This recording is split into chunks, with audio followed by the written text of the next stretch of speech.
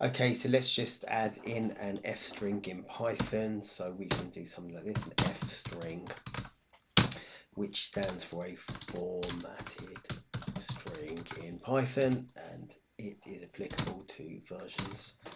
I think it came in at version 3.6 and above, so but anything greater than Python 3.6.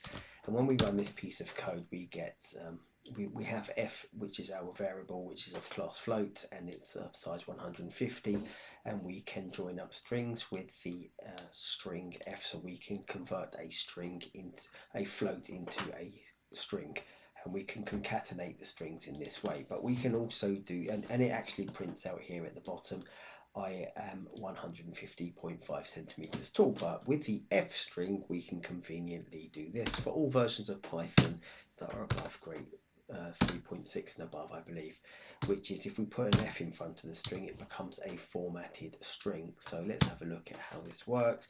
But we can do I am, and we're allowed to use the curly braces inside of this formatted string.